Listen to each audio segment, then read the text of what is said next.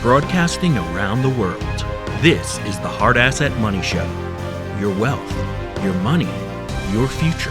Serious talk about what's happening and how you profit. Hosted by Christian Briggs. Follow him on X at BMC_HAM.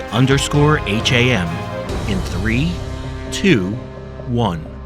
Ladies and gentlemen, good to be back with you again. We are chatting with the one and only Christian Briggs from Hard Asset Management. Christian, it's always a pleasure to see you, my friend. It's always good to have you come by and spend a little time with us because you make us so much smarter on all things finance.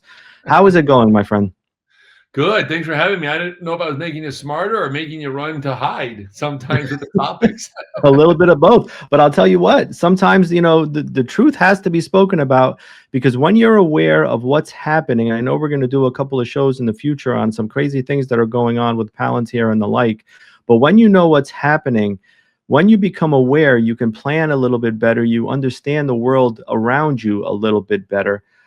So we welcome that, and even though sometimes it's hard to hear and it's hard to digest, we're the better off for it. We're going to talk today about H-1B visas, which is a topic that it really kind of ticks me off, to be honest. I don't like this program at all, and I know it's a small piece of the overall immigration pie and whatnot, but let's get into it. Let's talk about the H-1B program. Trump made an announcement the other week. What was that announcement exactly? What did he announce? Well, what he did was he talked about a program that initiates individuals from around the world to come here, work under what I would consider to be some of the bigger tech names, even though that obviously resonates that program with any company for that matter. But technology-driven companies seem to gather, or they garner, a lot of those candidates because they're very smart individuals that come here to learn in our universities. And then, of course, then they further that education working in our company. So the announcement that Trump made was, hold on a second, you're getting that labor too cheap. Hold on.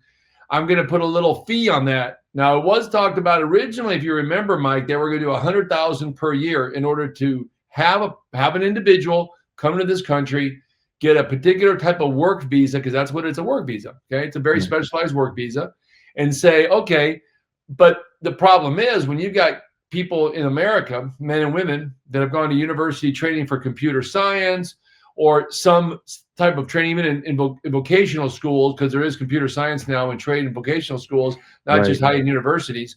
Right. Those people sometimes get overlooked because they're expected to get paid what? More. Well, you get a young, inspiring engineer from India, he'll work for $50,000 because that's $45,000 more than he's going to make in India.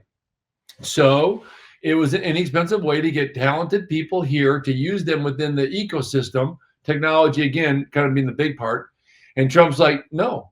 You're going to pay for that person. If that person is genuinely that good, he should be paid equal. And if you're not going to pay him equal, I'm going to charge you equal. So the federal government gets a fee to make it to where it's more fair. So this way, you're incentivized to do what? Hire American-trained individuals that would otherwise be outsourced to not less qualified, but less costly individuals.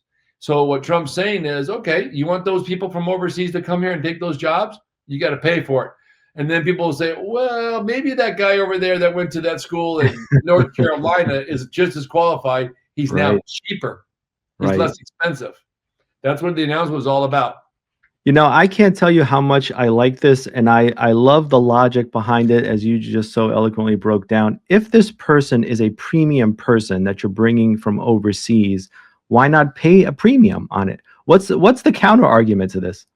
It seems to me like you can't make the counter argument without exposing that you just want cheap labor. Yeah, you want cheap labor. It's kind of like, why do you drink that beer over that one? Well, it tastes better. I mean, it's very simple. It's not just less calories. It's not just less filling. It just tastes better. Why do we rob banks, Christian? Because that's where the money is. That's it. You know when Dillinger was arrested the third time, John Dillinger, and they asked him, they go, John, why do you keep robbing banks? He goes, duh, that's where the money's at. That's where the money's at. Right? Exactly. Why do you keep bringing over these really talented, smart engineers? Because that's where I save the money. because that's where I save the money. You mentioned a moment ago, or I mentioned at the top, the slice of the pie. How big of a slice of the pie, the overall immigration pie and the tech worker pie, is the H-1B program? It's not huge, is it? Oh, it's bigger than you think, because here's why. If you Okay. take the macro view from the political, the government side, it may not be a lot of people, but it represents a lot of economics, because you're paying these people about a third to half of what you otherwise would have paid. So the federal government's losing out on billions a year in tax revenue. That's billions. The local communities in the states are losing out on the extra pay the companies would otherwise have to put into the system by paying that. I'll give you an example, rather than try to do it in this way. If I'm paid, the average salary for a senior level developer with very, very high qualifications in Silicon Valley is $543,000 a year.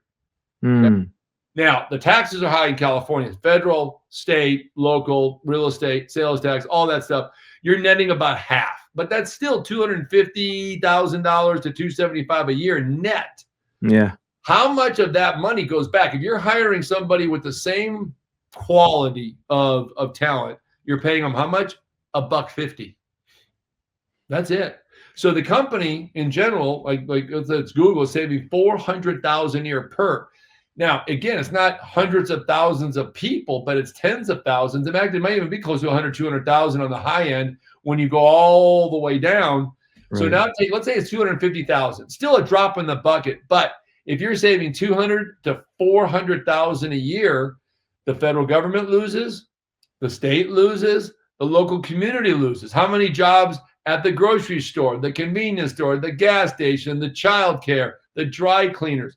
And then the state taxes don't get collected. So then the services that they provide. And sometimes people say, oh, maybe it's good that we cut welfare. Well, that's another argument. The bottom line is we're just not paying people. So we got maybe 200,000, 300,000, 400,000 engineers that pay $100,000 for vocational or computer science degrees that are qualified.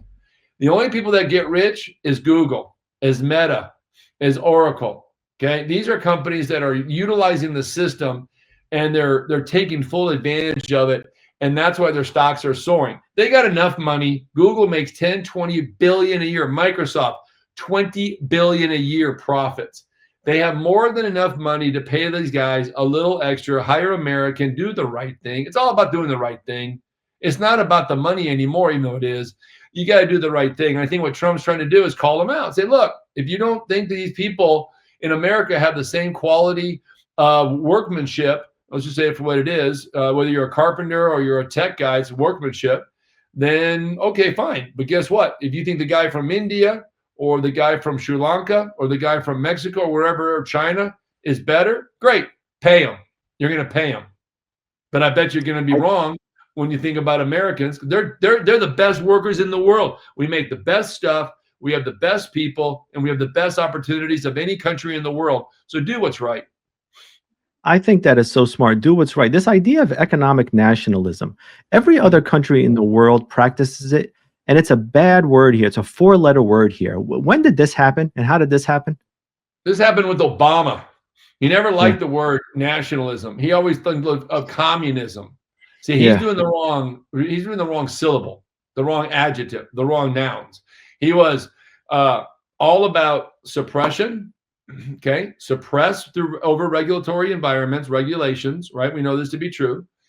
And Trump's all about deregulation, American work. See, here's the thing. If we didn't have to have so many regulations, if it wasn't needed or necessary in the thought process by the regulators, like look at California, for example, over regulatory environment.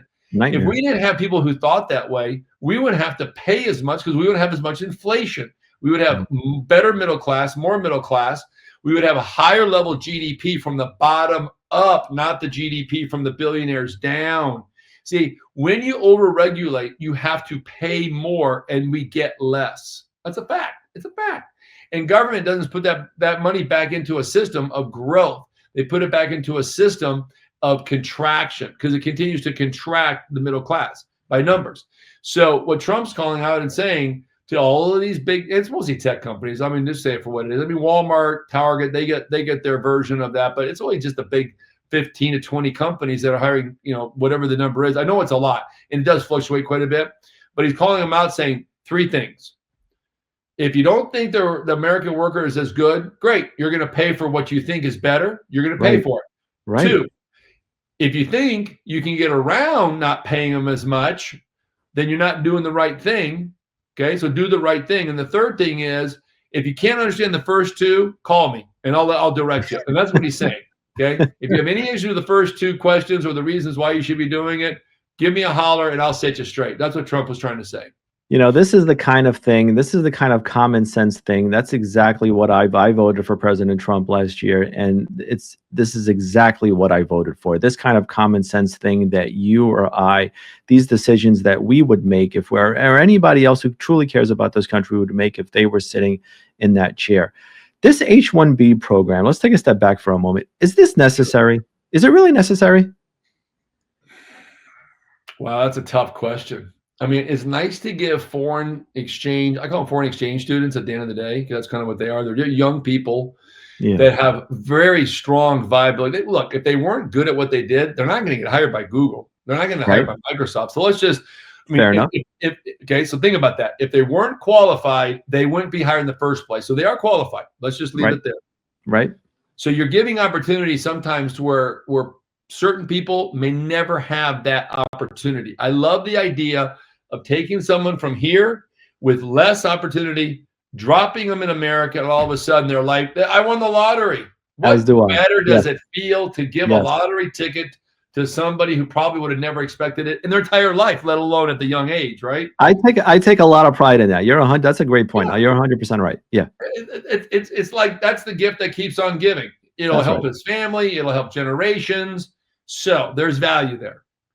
However, it's like Schumer demanding we pay $1.5 trillion for illegal aliens to have health care. Well, number one, you're putting it above American citizens. So it's already unconstitutional and it's not right.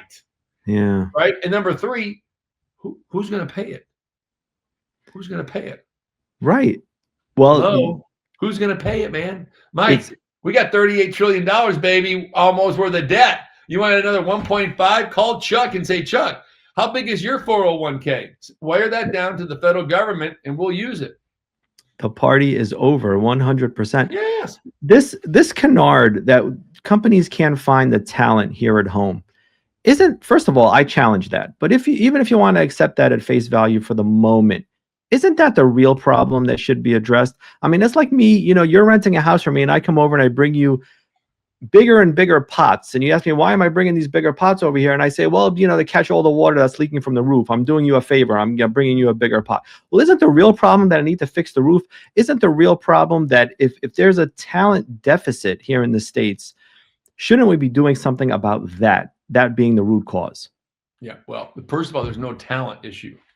There's a ton of developers that are being laid off every day because AI is replacing them. Let's just be realistic here. Come on. It isn't about talent. There's plenty of talent. You may just have to either pay a little more and bite the bullet. But let me tell you something. These people that come here for these programs, they usually don't stay 30, 40 years. They take 5 years. They get paid. They go back to their countries, learn, especially in China. I mean, China sends them over here to be higher educated, but higher educated in a manner of which that we teach specialized systems. And so it's really about also learning the method of the madness of what makes America successful. But there's plenty of talent here. They just don't want to pay. Come on. It's just all about the money. Name a company in the technology world that's not public. And if you're not public, well, then you're not worried about earnings and stock price. If you're public, baby, that's all you worry about is making that quarter, beating the quarter. We got to keep that stock because why? You got stock options to the employees. They expect growth because that supplements their benefits, right? Sometimes they'll take a little bit lower salary for stock options that long-term can make them millionaires. So you got to win. You have to win. You have to win every quarter. So they're going to take the lowest common denominator with the highest amount of talent. I always said they want the most amount of work done in the quality, efficiency manner with the least amount of pay. And so it's not about finding the talent here. It's about finding the equal talent for a lot less money. And what Trump's trying to say is, and I love what you said, logic. He's trying to say, guys, you think you're saving money, but you're not. If you were hiring local people in America and paying them more, they're going to spend more. That ecosystem goes 6 layers deep. I'll give you an example. Right. Yes. Right. There's 2 types of industries in America. There's heavy industry, and then there's everything else in services. Services do not replicate a dollar into the economy by very much, maybe 2 to 1, 3 to 1. Heavy industry is 12 up to 12 to 1, but 6 at a minimum. So that means is if you're hiring local, which means American trained, American born, American stationed people, and you're in heavy industry, you might have every dollar that's manufactured, it goes 12 layers deep into the economy from the federal, state, local levels. You can't beat that. You hire foreigners, hell, they send half their money back to that other country. They're paid too little. They don't stimulate the local economy. And half the money goes back to India, Guatemala, Mexico, China, Vietnam, Cambodia, wherever the hell they're from. Remember, the largest industry in Mexico until Trump said no more was sending money from America to Mexico for the Mexicans. Did you know that? That was the #1 industry in Mexico. 150 billion a year was going to Mexico at a minimum. For the illegals that come here, they work, pay no taxes, mind you. They pay no Social Security. They get benefits. And then the money they do make, they would send half of it, sometimes more, because they live together, and so they have lower rents, I guess, because you times it by 40 people in an apartment. And then they send that money back to Mexico. And guess what? Mexico, no more. They don't get that money. We made it illegal for anybody who doesn't have proof of citizenship to send money out of the country. That's 150 billion that stays in our ecosystem. The Hard Asset Money Show will be right back after a word from our sponsor. In uncertain times, the smartest money doesn't sit in the stock market, it holds weight. The price of gold has risen from $1,700 an ounce in 2020 to over $3,800 by late 2025. Silver is currently around $46 an ounce, a 155% increase from roughly $18 5 years ago. Follow on X at BMC_HAM for all news and the latest developments. That money is being sucked out of the country or being mined. Yes. It's like a trade deficit, but this is a labor deficit. Nobody calls it up. Trump saw it coming. He's like, dudes, listen, if an economy has $1 billion, a local economy that kind of circulates and regurgitates itself, it stimulates one part stimulates another. The factory keeps a town going. Remember the old story is if that factory or that coal mine was to shut down, the town shuts down. Well, what he basically did was Trump said, okay, if we stop the money flow from America to, well, Mexico being the largest, but let's just say China, wherever, we're going to be able to keep that cash here. It regurgitates itself, it recirculates, it redefines a strong economy, local, state, or not really federal, but mostly local and state, mostly local communities get the benefit of that. When we have these foreigners come over here, I call them exchange students because they're still products of learning, and they send the money out. First of all, they're paid half, so the economy only gets half the value on 100% of the talent. And then of the half that they get paid, half of that goes out of here, so they're getting a quarter. So the whole point is, for every dollar these cats make that are foreigners, only 25 cents on the dollar at best is the value proposition. If we paid the American workers, these tech companies like Apple, you'd sell more phones. Well, how's that possible? Well, if I was making $250,000 net, okay, grossing, let's say 500 in California, versus grossing 150, netting 75, how many more phones can I buy for my kids? You're going to upgrade every year, right? Bingo. That's what I'm saying. Like the old folks say, when they got all the numbers lined up, bingo. No, we lose from every angle under this proposition. I'm glad you mentioned the quality and how the talent deficit doesn't really exist. It's just that, it's a canard.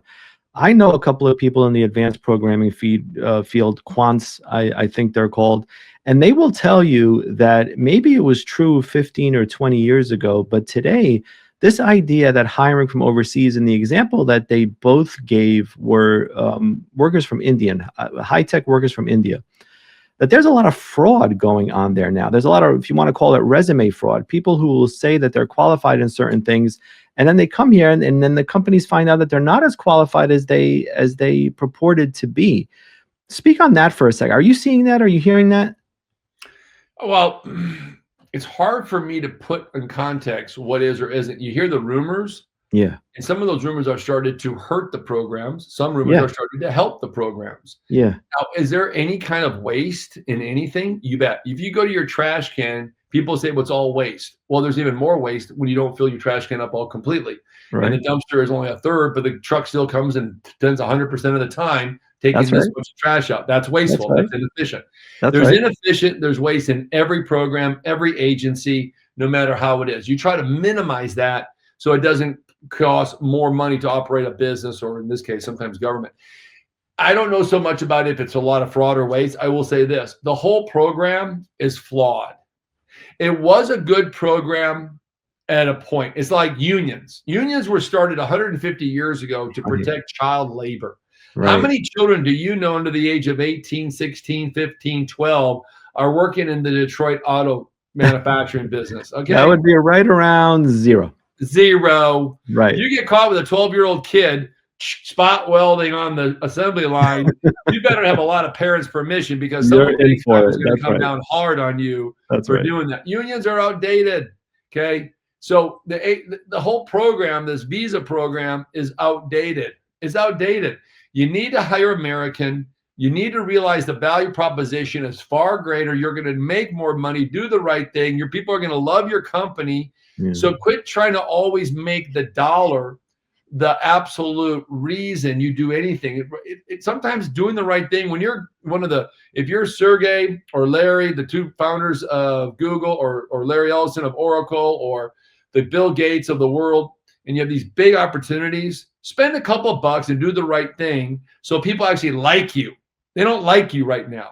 Trust me when I tell you, the founders of these big tech companies right now are not on the popularity list of anybody. Bill Gates, he's not popular right now, They're but he could flip villains. that narrative. Zuckerberg could flip that and say, I'm going to help Americans with two things: get a job and help them keep the job and make money. See, if you really want to do the right thing, you got to start with what? Doing the right thing. And that's not employing people from afar. When we've got unemployment here, we've got qualified people living in areas that are ready to go. I promise you, you can find some 24-year-old engineering kids that would work for $80,000 a year, that you're going to pay 80 grand for a foreign student, foreign talent anyway. But buy the guy that's local. I always say buy local.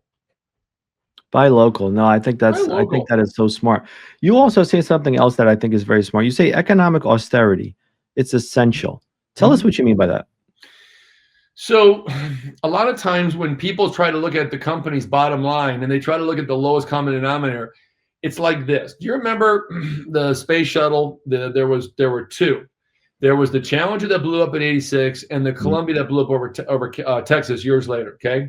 Yeah. Do you know that the parts, the O-rings on the Challenger, were supplied by who? The lowest common provider on the bid process. And before that thing went up that day, they were told, do not put that shuttle into space. Do not do it.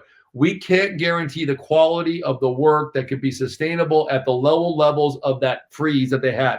Because remember, it got real cold that day in Florida, way lower than they've ever seen before. That would they give them any kind of a green light? They said, no, we wouldn't pause the space shuttle. They said, no, Ronald Reagan's watching. The people are watching. Let's light that candle. See, that's what people sometimes think is the best way of going, is keep it cheap, keep the profits high. No matter what happens in the middle, we'll work through it. There was another thing like the Pinto. Ford had a car called the Pinto. Now, back about 40 years ago, that Pinto was having a little issue with the way the gas tank was put into the car. Get a rear end, the car blew up. Ford decided it was still worth the risk not to recall them.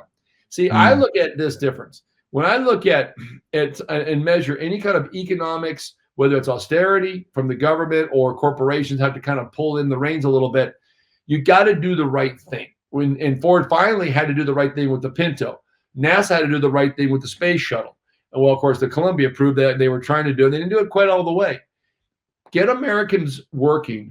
It's the old saying is, I would rather know what I've got, because I have consistency in my hiring, consistency in my employees, in the training, in the work environment, but you're constantly bringing in new people from different cultures, different backgrounds, different races. And a lot of times it doesn't mix, but you still got to spend the money to train them. But you're paying them so low, sometimes the objectivity of what you're doing is missed. And all of a sudden you say, oh, I'll just work through it. When you don't realize that you're creating an environment that doesn't help promote economic prosperity. It's like Ford. You're not promoting a brand very well when you get caught knowing that the Pinto had huge problems, safety problems. Every time it got rear-ended, the gas tank blew up. It was a design flaw. Finally, they got caught, had to redress it, and they had to fix it. And they paid a lot of money for that. So I always said this, rather than having to go through economic austerity because you got kind of like, okay, I was wrong, do the right thing so you never have to be called out and you don't have to worry about working through issues or problems because you got a system that is consistently stable and predictable. It's predictable. It's like good government. Good government should be predictable. But right now we're living in chaos, right? Because poor Trump is doing everything he can to do it right. Bring America manufacturing back. The tariffs are one measure to bring that prosperity back, to level the playing field. But Biden, Obama, they created chaos. They try to lower the American standards of economic growth. They try to bring in all sorts of regulations, and they try to socially change the fabric of America from capitalism to quasi-communism and socialism. And to me, when you're bringing in talent from other parts of the world, underpaying them, that don't really bring prosperity to the economy and to the local communities, you're bringing chaos. That's economic austerity. You're bringing in something that's unstable. It's instability at the very least, and it can't be measured with the quality of life. I mean, these people, they're not getting paid enough. They're not going to feel the love, and I don't think their work. This is my personal opinion. I don't think the work will ever be as good from a foreign person that a dedicated American who loves the country, who's born here, who loves what he's doing, and he's from the local community. I just think they're going to work better. I think you're going to get higher productivity out of them. That's what I've seen in the past. And until it changes, I'm going to stay with that story. I think this idea of an economic ecosystem that you espouse, I think it's $1 million idea. That's exactly how we have to think about it. This idea of wage suppression, I mean, these folks that are coming in are getting paid less, and because they're getting paid less, everyone else is getting paid less. It's a real thing, and it's very, very damaging.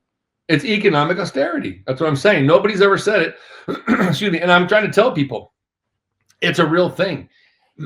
In the 30s, 20s, and I think up to maybe the 50s, excuse me, the coal mining industry in Pennsylvania and other parts of the country, Virginia, West Virginia, they purposely paid low. You know about this? No. They paid low in the mines? Sure, they paid pennies on the dollar. Because here's why. They didn't want them getting rich. They wanted dependency. Think about that. What they do today at the tech companies. They didn't want economic mobility. They wanted people staying put. You got it. You get just enough to survive, but not enough to leave. Think about that. Boy, does that sound familiar. Does that sound familiar, folks, or what? Your kind of stuff. You know, Christian, my feed, and I'm sure yours is as well.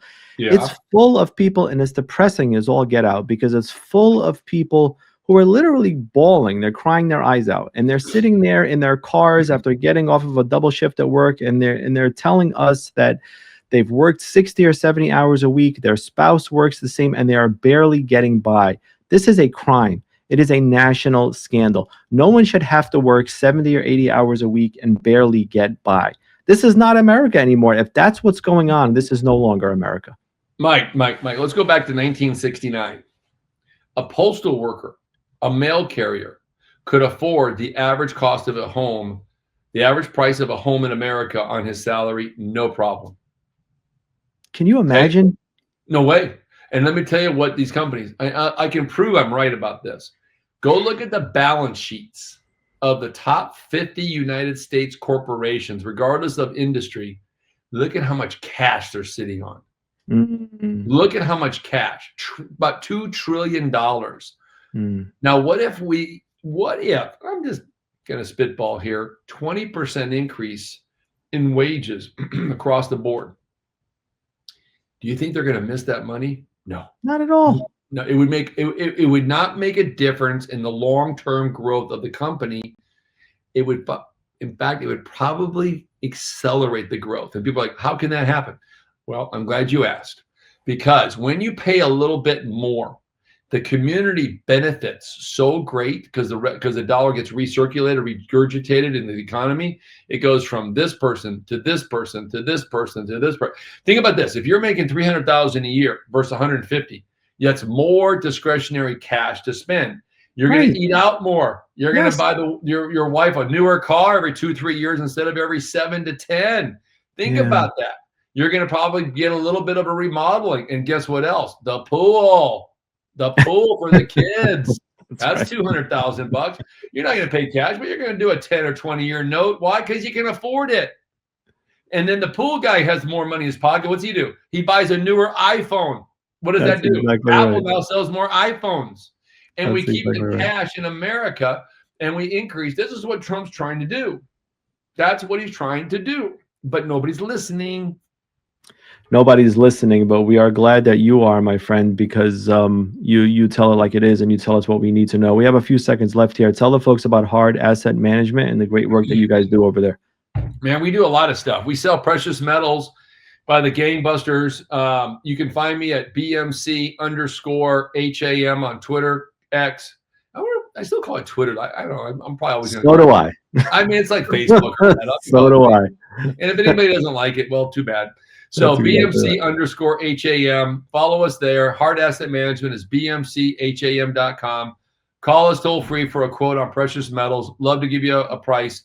Gold, silver, platinum, palladium. And by the way, platinum is the new gold. Mark my words. Platinum is going to double before gold doubles, because gold's already done really well. Don't get me wrong. Gold's solid. If you buy gold, you're fine. You buy silver, you're great. But platinum is going to be the next big move with palladium, because those are the metals that are going to be strategic to Donald Trump's plan of nuclear energy. Wow, you heard it here first, folks. And we'll put that link in the show notes so you can get plenty more great advice if you want to avail yourself of Christian's services, which I highly recommend you do. Christian, it is always a pleasure to have you on, my friend. Thanks so much for coming by, and we'll see you again real soon. You too, Mike. Thanks, guys. And thank you, everybody out there. Appreciate your time. Thank you, Mike. All right. Gold has more than doubled in just 5 years, rising from $1,700 an ounce in 2020 to over $3,800 an ounce by September 2025. That's a 124% gain, outperforming the market and proving why gold is the ultimate long-term hedge. As global debt soars and currencies weaken, central banks are hoarding gold at record pace. Why aren't you? Call 844-426-4653 or visit bmcham.com. Protect your future with real assets. Own gold now. Follow on X at BMC_HAM for all news and the latest developments.